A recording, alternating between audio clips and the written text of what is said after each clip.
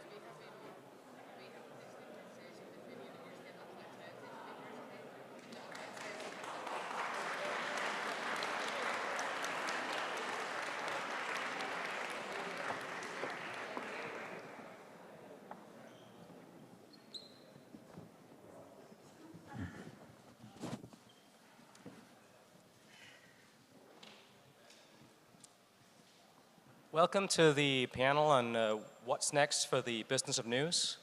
My name is Rasmus Nielsen. I'm director of the Reuters Institute for the Study of Journalism at the University of Oxford. I'll be chairing this panel where we have a diverse lineup of some of, I think, the most admirable and inspiring examples of people who do really impressive journalism and have built a encouraging business around doing independent, important journalistic work. We've got Cécile from Mediapart, Styli from the Daily Maverick in South Africa, and Melissa Bell from Vox in the United States. I'll say a few things as to frame the wider context and then ask each of the real stars of the panel to say something about their own business, what underpins it, where are they at now, where do they see that business going in the years ahead. Then we'll have a chance to follow up with one another on the panel here, and then open up for questions and short speeches disguised as questions from those of you who've joined us here today in the room. As I was walking down the main pedestrian track here with, the sun shining at one end of the street and dark clouds at the other end, and surrounded by energetic, interesting people with lots of news ideas and beautiful but slightly ramshackle, crumbling old buildings, I really wished I could come up with some sort of clever metaphor for framing this discussion around the business of news. But I'm an academic. I like evidence and data even more than stories and poetry and creativity. So I'll just say a few things about where I think we are now based on some of the research we do at the Institute. And then again, I think it helps really illustrate how important it is we recognize the success of people who in different ways do inspiring and encouraging work against a very challenging backdrop. So traditionally, the business of news is based on selling content to audiences and then selling the attention of those audiences to advertisers. And as we've moved from the world I grew up in the 90s, a low-choice environment for me as a media user, to the world in which we live today, a high-choice environment for each of us as media users, attracting an audience to that content has grown much harder. I mean, we live in the most intense competition for attention we've ever had. in the history of our species. And attracting that attention, of course, is a precondition of then convincing potentially people to pay for the content later on, and of course also for building an audience that one can then in turn sell to the advertisers. These problems, of course, are compounded then by the popular and commercial success of large platform companies who capture a large share of the audience attention, collect a lot of data around that, and can offer very cheap targeted advertising to advertisers, putting further pressure on the business of news. And I think the dynamics we see in most of the world is that it's not just that many publishers are struggling to convince people that their journalism is worth paying for. An even more fundamental problem is that a lot of publishers are struggling to convince people that their journalism is worth paying attention to. In the last edition of the Reuters Institute Digital News Report, across the 46 markets that we surveyed, our respondents, all of whom are internet users, it's just 34% of them who say that they visited a news site or news app in the last week. That's just not because they can't. It's that they haven't found any compelling reasons to do so. Just about 1/3 of them have visited a news site or an app in the past week. And of course, it's only after that then it might become possible to convince them to pay either a membership or a subscription or to sell advertising around their attention. So what we see, I think, is a sort of a few winners, many losers market where a lot of titles are really struggling. But as challenging as that market is, and as sad as those struggles often are, I mean, we've seen BuzzFeed News has done impressive journalism, just been announcing the closure. We see local titles struggle in many parts of the world, and of course, in medium and low-income countries, all of these things are even more difficult than they are in relatively privileged places. We also, of course, I think should recognize the success, not just the success of very privileged legacy titles, that's impressive as well, but perhaps even more impressive is the success of new entrants who've built something truly distinct around journalism and a business to support that and ensure their editorial independence. I'll turn first to Cécile from Mediapart to share a little bit from one of the world's most impressive examples of a subscription-based journalism site and what works for their business in France. So Cécile, first over to you. Thank you. It's very nice to be here and very exciting to share those questions with you guys. Mediapart is a French online investigative newspaper created 15 years ago by Edwy Plenel, which is the former editor-in-chief of Le Monde. It was created 15 years ago on a crazy bet, the bet that people would actually be keen on paying for valuable and unique information online. The founders wanted a newspaper that would belong only to its readers. So 15 years later, how did this go? Well, it went pretty well, since we are one of the very few, I think, successful newspaper with the reader revenue model. We, at the moment, have 220,000 subscribers, which represents 98% of our total revenue. And we've been profitable for 11 years in a row, with no advertisements, no public or private subsidies, and no commercial agreement with the platforms, for example. Another step of independence was taken in 2019 when the founders decided to transfer the shares into a non-profit endowment fund, which is named Fund for a Free Press, which goal is to support financially French language independent media, and also owns the capital of Mediapart. It was inspired by the Scott Trust of The Guardian, if you've heard about it, and was a first in France. So we have this very strong, solid, independent model that enables us to publish long and detailed articles on public interest matters, with a strong place for high-hitting investigation in matters such as political and financial corruption, as well as sexual, police or social violence, or even environmental damage, for example. But this model also puts us in a huge dependence and reliability on our readers.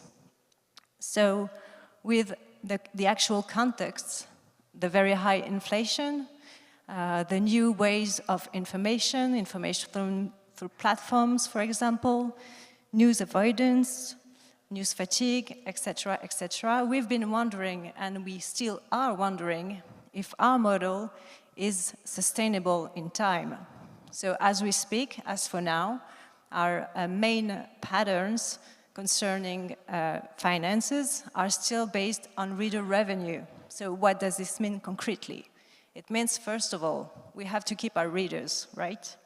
So we try to keep our readers by knowing them better, knowing our audiences, try to give them a better user experience through better products. We also do that by trying to engage readers, mainly through blogs that we host and are a part of the project of the newspaper, but also comments that are really vivid on Mediapart on a free speech basis.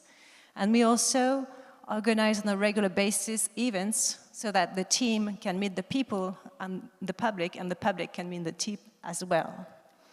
We also try to keep our readers by writing for them, being accessible, giving them tools to understand the world, the complex world we live in, and to make up their own minds as citizens. And of course, we try to keep up with the quality of what we write, aiming for impact and aiming for giving a voice to those who don't have one. So that's keeping our readers. Second of all, of course, we're trying to aim for more readers. So how do we do that? We try to write about crucial topics such as climate crisis or far-right ideas growing everywhere, because we think those matters are crucial and they need understanding for people, guidance, and so we write a lot about those because we think it's important. We also have, we give free access to some contents so that new people can discover Mediapart. We have free newsletters on specific topics. We also have free articles now and then. Sometimes the whole site goes free for 1 or 2 days. We have free videos and a few free podcasts. And we also give the possibility to subscribers to gift articles to the people they know and also to offer free subscription to the people they know so that maybe they can become subscribers themselves someday. And third of all, we try to work on our communities, especially on social media, but that comes with a lot of questioning right now, especially nowadays Twitter, of course, and also TikTok, because we are not on TikTok so far, and we wonder, should we or shouldn't we go there?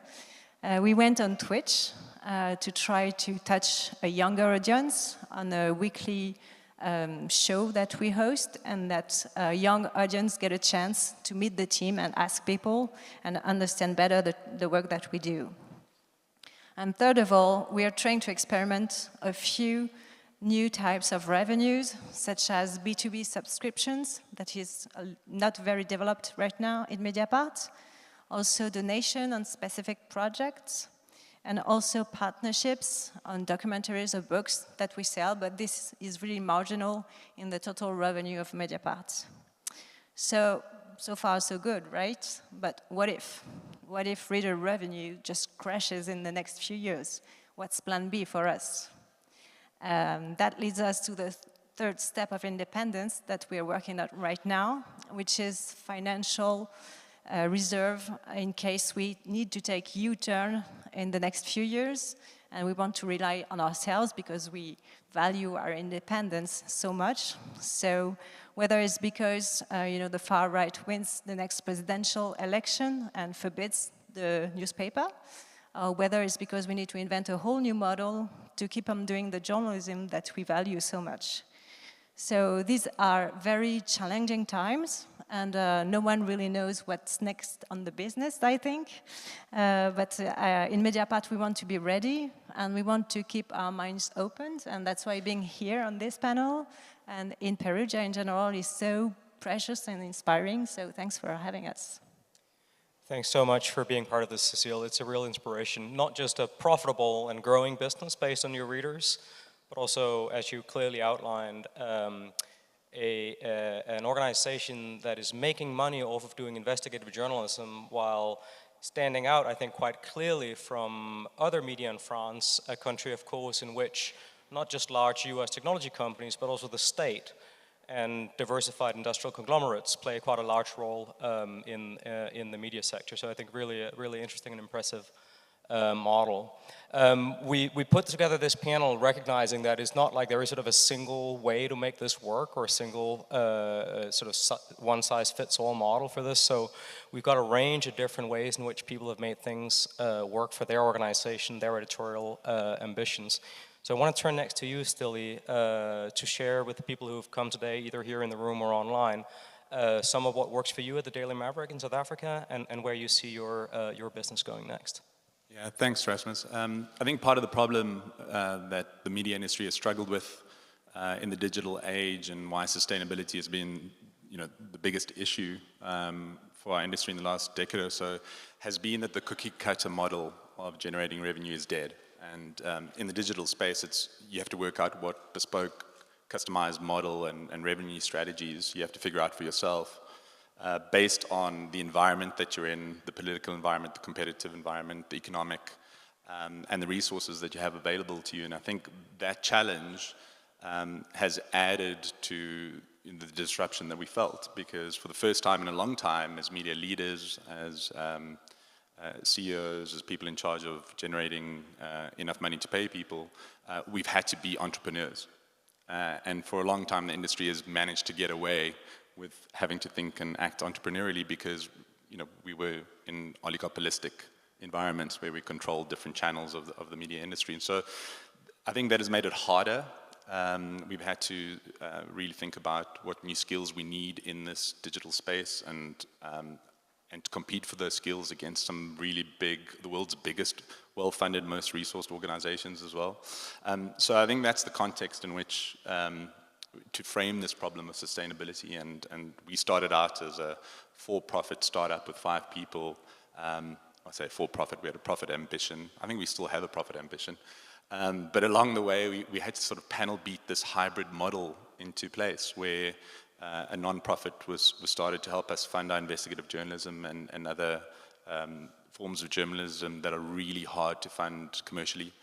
And then over time, that non-profit took a shareholding in the business through a deal that happened. And so we have this hybrid model that allows us to access tax-efficient philanthropy, commercial activities where we started out from. And then 4.5 years ago, we launched a voluntary membership program that allowed us to keep our journalism free for everyone in South Africa, and then ask those who wanted to help us do that to participate in a membership program based on community values, engagement with that community beyond just a financial transaction. And since that diversified model has been in place, we've seen incredible growth, right? And all those things have helped not only grow the business, but it's helped evolve the kind of journalism that we do. We do more engaged journalism now than we did before. The membership program helped bring those practices into the newsroom, which has been great and has helped elevate and bring us into new areas that we weren't participating before. But it's all premised on staying true to the vision of what we're trying to achieve, and this model in particular, where there is no paywall, where people can cancel at any time, where they choose the value of their contribution. That is the rawest form that you can imagine, right? And if we steer away from our vision and the kind of impact that we want to achieve with our journalism, the tide is going to go out very quickly. But what it has allowed us to do, all of that has helped contribute to investing in our newsroom. And so the newsroom has grown since the membership program has started. Investigations have grown.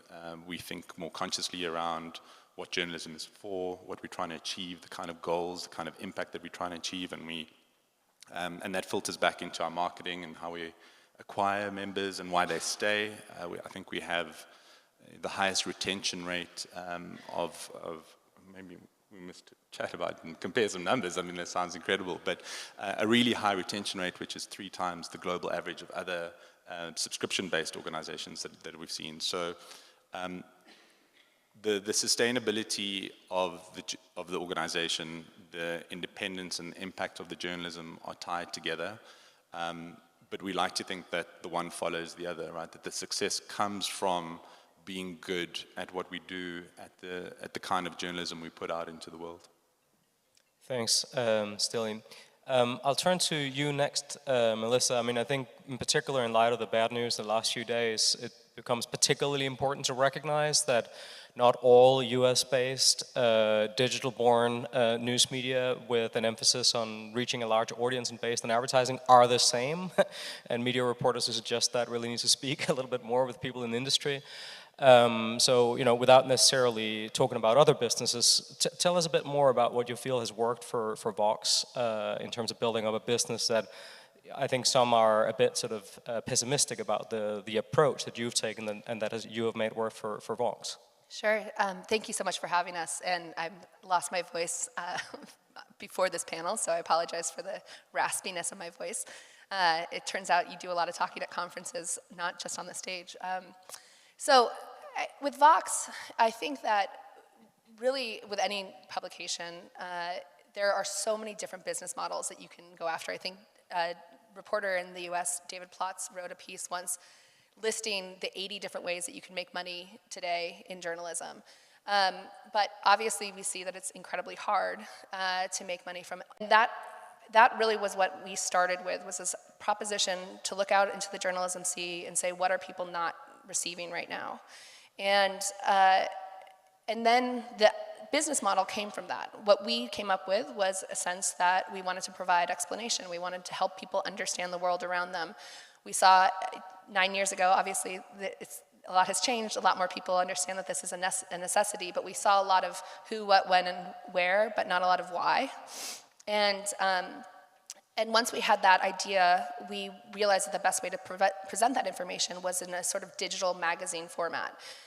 We wanted it to be beautiful and interesting, and include video and audio and just a really wonderful presentation. And so that quickly led us to realizing that advertising that has been successful in magazines hadn't translated in that same sort of beautiful, rich experience online. A lot of advertising in the digital space had quickly gone to banner ads and pop-up videos and sort of poor user experience. And so we decided that if we wanted to create a great journalistic property, we should also think about creating a great advertising experience. So that was what we started with. That was our first initial foray into the business of Vox. But we also quickly realized that it's really important, especially to your point, that we need to have a diverse portfolio of revenue, that you can't rely on one simple approach to the business because of the many fluctuations in the market. So the first thing that we did was we joined our effort with other digital publications. We are part of a larger company called Vox Media. We have now grown over the last 9 years to include 18 different networks, ranging from New York Magazine to Pivot Podcast with Kara Swisher and Scott Galloway. And every time we felt like we had gotten somewhere successful with a product, starting with just our simple sponsored content through advertising, we started to diversify our revenue streams. So we moved into branded content quickly, and we really felt like we understood how to do that. Then we moved into podcasting and podcasting advertising. Then we started to look for partners that had understood the subscription business. So we went out and started talking to New York Magazine so they could bring in their skill set with subscriptions. That led us to being able to quickly launch a contributions business for Vox, moving just back to Vox.com. We realized in 2020 that there was a very big rush towards subscriptions in the US, and a lot of people were seeing that as a great way to solidify their business. But we realized that our mission to help people understand the world meant that we didn't want to put our work behind a paywall because we wanted everyone to access it. And because we had the subscription business of New York Magazine, we were able to quickly convert that to a contributions business for Vox, and start to diversify the portfolio even within our larger company. So I think that my big takeaways are ensuring that you have a product that is distinct, that your journalism is something unique to your audience, that it's serving a real need, and then building the business strategically focusing on one area, making sure that you have that in a good position, and then quickly moving to diversify it so that no matter what happens, if the advertising market goes down, we still have our contributions and subscriptions to help us through. If the recession hits and people can't afford our subscriptions and contributions as much, we're able to start to think about how to rely more on advertising through those moments. So that's kind of the way that we've approached this as a network effect, but always thinking about how it ties closely to the very distinct properties that we've created. Thanks very much, Melissa. Before we open it up for questions, I wonder whether any of you have any questions for one another. Otherwise, I have a few, but just in case, are there any of you who have sort of questions for other members of the panel? Sure, I have many questions. One thing that we've found with the contributions and the subscriptions, and you both mentioned this, is creating a real relationship with your audience. And I think the best way that we've found is to include them in our journalistic work. Asking them what we should be covering, asking them what they don't understand. But what are some of the ways that you found you can interact best with your audiences? You mentioned the TV show, but are there other techniques that you use to really develop that close relationship so that it becomes part of identity, their deep relationship to your product? Mediapart, the name Mediapart is a contraction between media and participation. So the whole project was based on, there's one side of the journal that's made by professional journalists, but there's another side of the journal that's made by anyone who's a subscriber and who wants to have a blog. And that's a big part of the project, and that creates engagement, I think, and that creates a really close relationship. We have journalists taking care specifically of what we call the club, and where all those contributions are, and some of them are very valuable, and they bring, you know, a complementary approach to what the journalists, the permanent journalists write, and that creates, we think, a real relationship. And I mentioned also the comments. We have homemade moderation, so we have people that are hired to moderate the contents of the comments, and that creates also a link between us and the audience. And I think our newsroom seems quite familiar to the people who read Mediapart. Yeah, an interesting thing we do when people sign up to our membership program is we ask them what is their superpower, and would they be willing to share that with us in a time of need, and that goes onto a database, and sometimes they're used as sources for quotes and stories. Other times, for example, when the COVID pandemic hit, and people on there were part of the council advising and creating policy in South Africa's response to COVID, and so having access to those people editorially for webinars and getting that information across was really useful. And other times where as proper leading experts in their field have recommended panels for our events, or even moderated panels for our events. So it's really, for us, is remembering that the membership model is more than just a financial transaction, and that it really is, it extends beyond that, and we're always trying to think of ways that can enrich that relationship, and that has also spurred other editorial products from into existence, right? So that it's not just for members, and something that we launched recently was Your Questions Answered newsletter, and from that, those questions that come in, we go then categorize it and sift it out, and then we'll then go and create journalism and produce that journalism to respond to those questions, which goes out and has this extraordinarily high open rate, because that journalism is so relevant to those people, but not forgetting at any stage that this all has to tie in with the vision, right? And it's the overlap of our vision with the needs of our audiences, and in that space, in that overlap space, is where the magic happens. Melissa, I had one follow-up question for you, which is that you yourself stressed in your remarks the really, I think, very important point that the journalism has to be distinct. There are underserved needs, there are underserved communities, but very few people wake up in the morning thinking, gee, I really wish there was more content on the internet. So given the importance of that, And given that so much of Vox identity originally was built around the idea of explainers, and given that everyone and his mother has been imitating you in that area, and now there are podcasts, and there are newsletters, and there are lots of deep dives and whatnot, how do you think about evolving and maintaining that distinct identity for Vox? It's actually the biggest question for us right now. We just had our ninth birthday, and we're turning 10 in April next year, and we've sort of set an internal goal for ourselves to really put together a public-facing, very deeply researched report for our audiences around what we want to do for the next 10 years, for the next decade. And one of the main questions is, how do we set ourselves apart in a sea of explainers? And the funny thing is, we've asked ourselves a number of times, there's a lot of things that I'm proud that we were able to help the industry understand that people needed more context, and people needed to sometimes have a briefing when they weren't as expert on a topic as they should be. And so we've asked ourselves, okay, well, now that everyone's understanding that is a need, should we completely pivot away from it and do something completely different?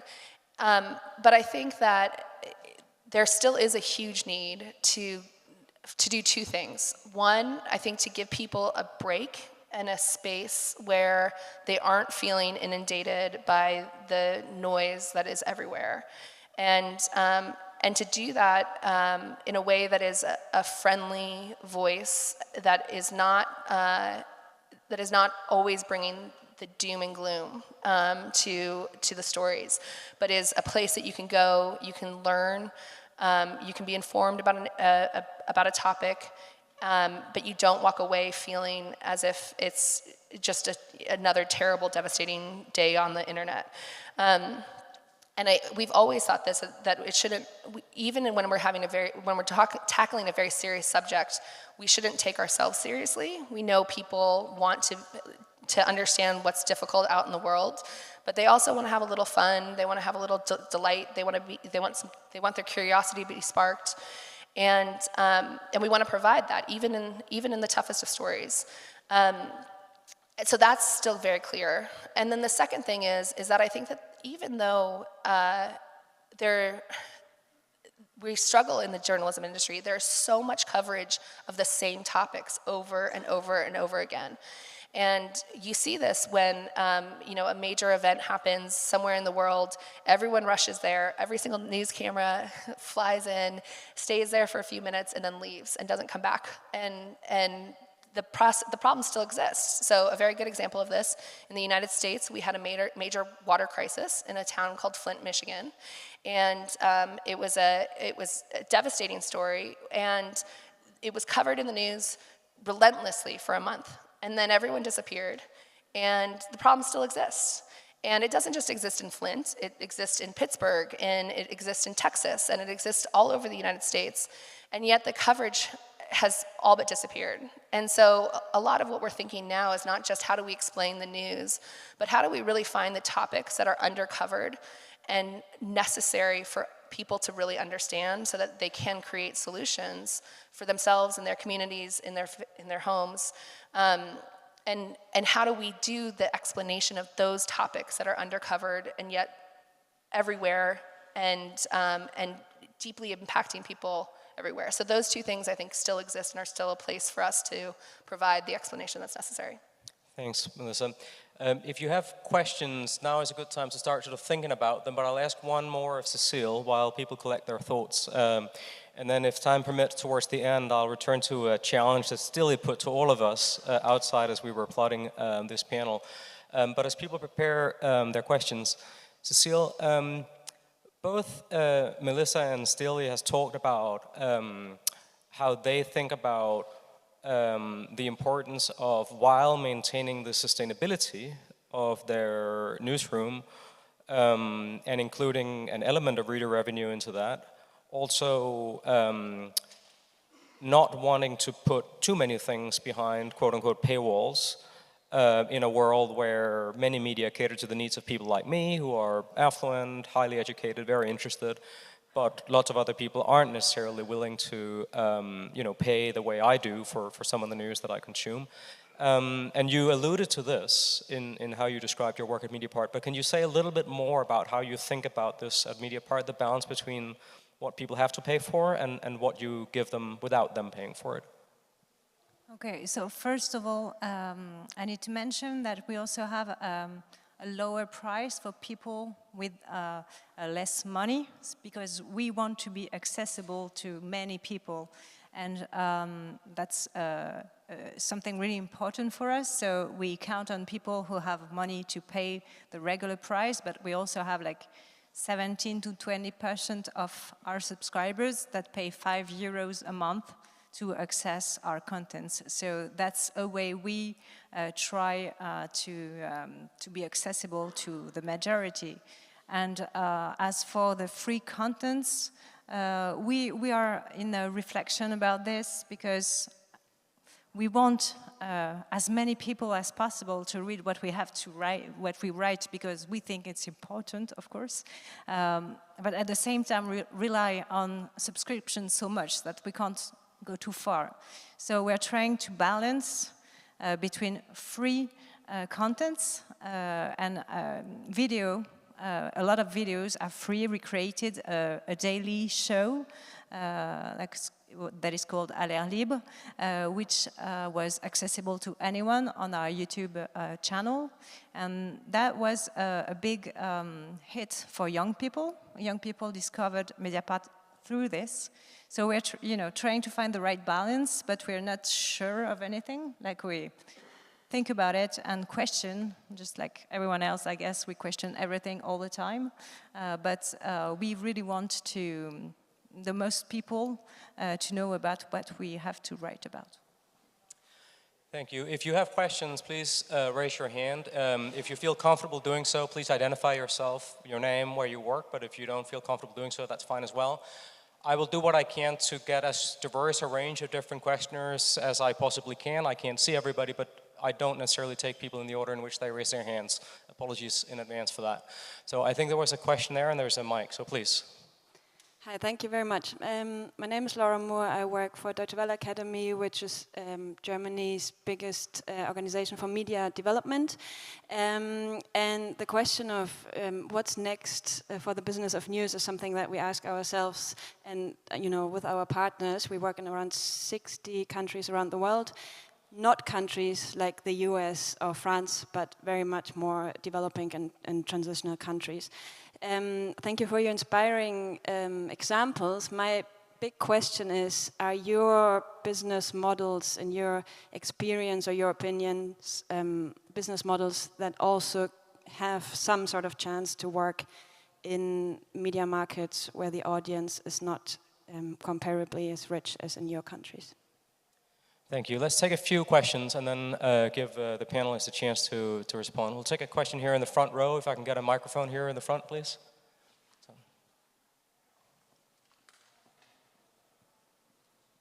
Thank you. Hi, I'm Mira from Finland. I'm a journalism student in Tampere. I was just wondering, you were talking about making fun content. And how do you do that when there's so many devastating news in the media? Like, how do you do something fun and light and still make it meaningful? Thank you. Maybe one more and then we'll open up. So there is a gentleman over here. Hello. Hi. My name is Fergus. I'm a graduate student at the University of Oxford, studying governance. Earlier today at another panel, a panelist mentioned that she and journalists in general are, quote, in the business of engagement, which I thought was really interesting, because normally I would apply that kind of language to, say, a big tech company, a company working in social media. Rasmus, you mentioned that only about 35%, I think, of internet users surveyed had mentioned actually accessing a news site in the past week, I think it was. So I guess, has journalism, is it possible to do good journalism that reaches the other 65%? Is it the job of journalists to even breach that gap in the first place? And then how do we, sorry, maybe this is too much, but how do we deal with the fact that there are almost biological pressures that push people away from news that isn't outrageous, that doesn't grasp beyond sort of more base instincts related to outrage, et cetera? Thanks. Thank you. So difficult markets, fun, and reaching people who aren't paying attention already. Do we have any volunteers for these three questions? I'll take the last two and sort of try to tie them together. Actually, fun. I think I might have used the word fun, but I think that what we want to do is we want to create a space where people are not feeling frightened and overwhelmed. I think a lot of the problems of news avoidance stems from the fact that there's just a lot of people who feel disempowered by the news.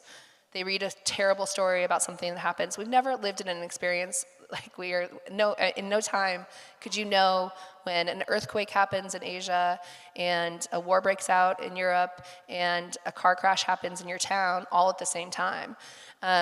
It just feels this, even if you're not paying attention to the news, there just feels this constant sense of almost defeat, I think, a lot of people feel. And I think that the news contributes to that problem by just focusing too often on the problems. And so I do think that in terms of the business of engagement and reaching people who don't want to feel that sense further exacerbated, how do we create a space for them that doesn't feel like it's homework? Either that's by hiring really talented voices, people who are personalities and who you want to know and you want to build a relationship with. I think that this is why podcasts have done so well, is because you're spending time with somebody that almost feels like a friend. They may tell you sad news, but they are doing it in a way that when you're sitting down with somebody that you care about, that they're explaining to you in some fashion. I do think that, all of our video work has a lot of humor put through it, either visually interesting quirks and design elements that contribute to a sense of surprise. So even if it's a tough news story, there's something that's like visually exciting or interesting about it that doesn't make you feel like it's just sort of rote behavior. And then, I think that we should start shifting our mindset with, especially those news avoiders, from thinking about just telling people what just happened to actually thinking about this, our service is educational, and how do we help people learn about the world? And that includes not just what happened, but how you can help make change too. I don't want to sound like so positive that we're it's all solutions out there. It's not, but there's a lot of work that is happening out there that we don't discuss that is a sign that people are trying to make improvements in the world, that people are trying to progressing. And I think that we should introduce that into our work more often, so you don't walk away always just feeling like, well, it's another terrible day on the internet. Styli, you look like you will take a bite at this as well. Yeah, it kind of touches on, I think, all three of the questions. We believe and we've experienced that long-form written journalism changes the world. It's changed our world, right? But we do also need to acknowledge that we can do a better job of packaging that to people and meeting them in different places in different ways.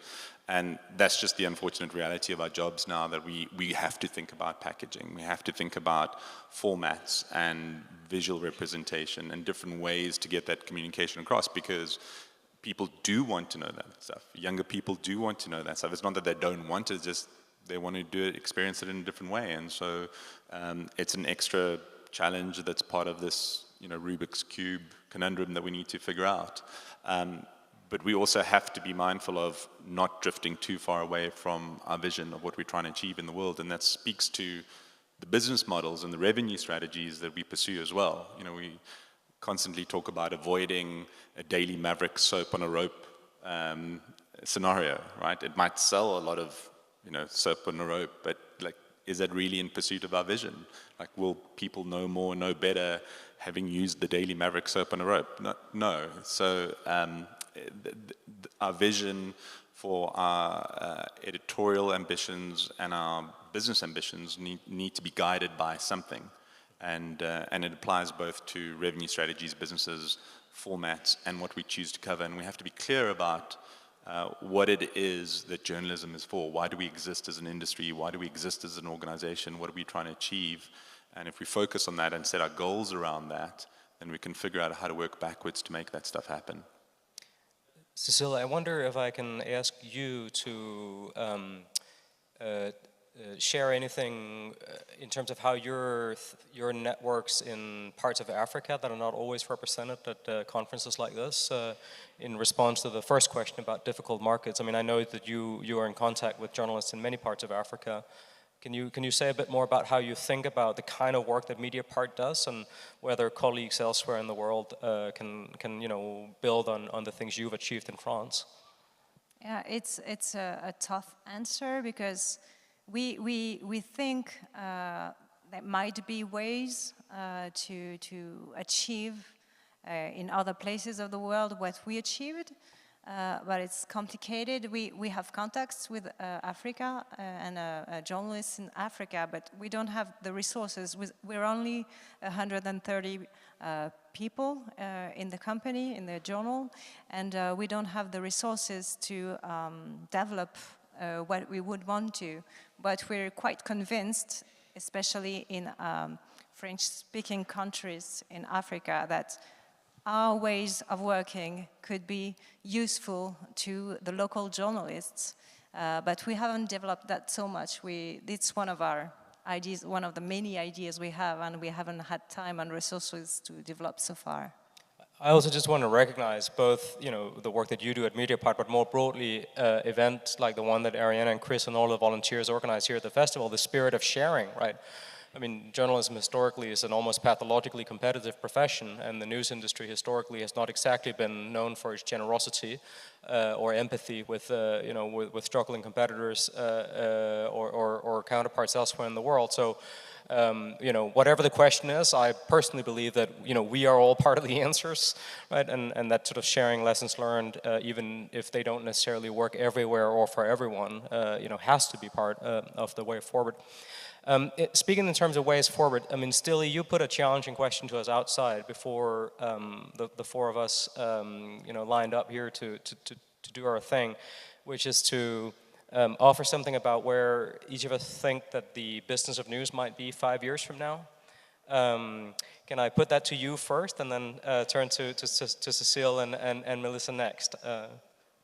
Yeah, as I mentioned earlier, it's a bespoke plan. Everyone has to have their own strategy that is influenced by the circumstances around that. For us, the growth that we see is going to come from commercial revenues and reader revenues. So how do we go about growing those and staying true to our vision and mission? So expanding into things like local journalism, for example, where there has been decimated in South Africa.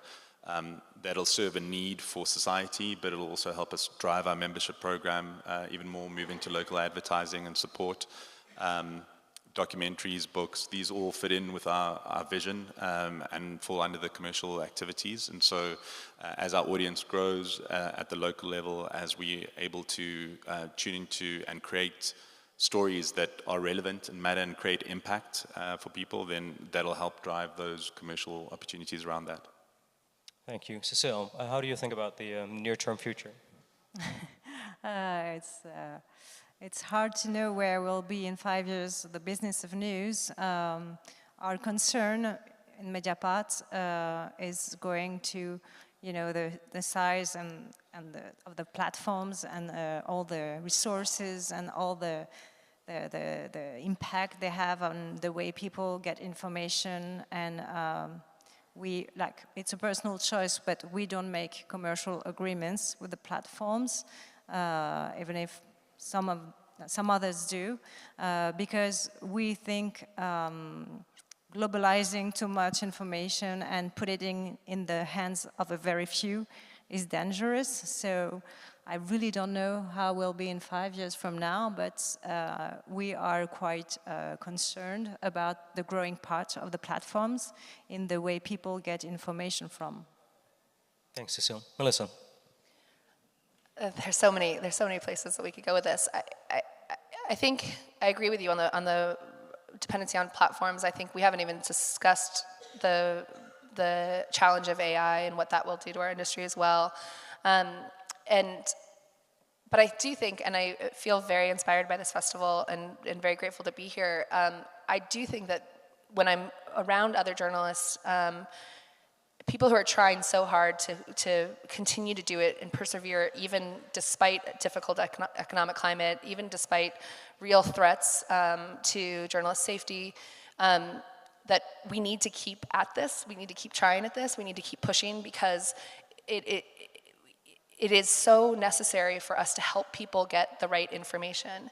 And one thing that I've been thinking about a lot is how easy it is now for people to go out and become independent creators. The tools to start your own video channel or your own TikTok channel are very easy for anyone to get in front of an audience these days.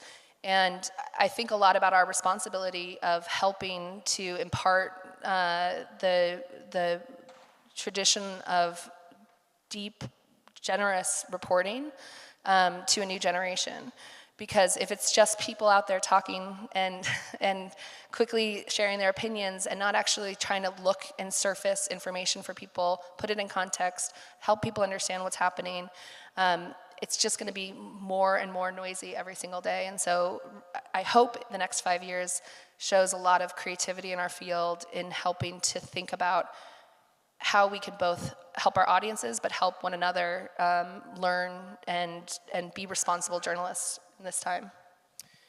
I'll offer my own 2 cents as well, which is just to say, I think a few years ago, there was a dark moment where one could reasonably begin to question whether any of it would ever work for any news publishers. And I think by now we know conclusively that there are models that demonstrably work in sustaining quality, independent, investigative journalism, at least in medium and high-income countries. That's a much better place than that sort of dark moment of the soul that I think many of us were in some years ago. We also, I think, need to be very clear that it's ludicrous to suggest that English language, university-educated, affluent audiences are underserved. I mean, you know, I belong to the most privileged and luxuriously served demographic in the history of media. I'm going to be fine, thank you very much. What I think we all need to think about are some of the things that our colleagues here are thinking about and all of you are thinking about is, you know, what does this mean for those parts of my family who didn't go to university, who are not making the kind of money that I'm making, who don't have the privileges I have? What does it mean for those of our, you know, fellow citizens who are not living in high-income countries, who are not living in urban metropolitan centers? What does that mean for the idea or the aspiration that news is for all the people? And I think that's sort of the next challenge to build on the success of colleagues like those of you here who've joined the panel today, but also hold on to that aspiration of popular inclusive journalism. So thank you everyone for coming out today, online and in person, and to the panelists. Thank you very much.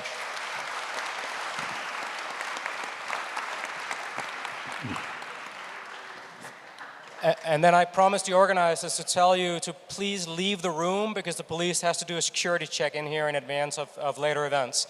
So if we can please exit. Thank you very much. Thank you for the reminder.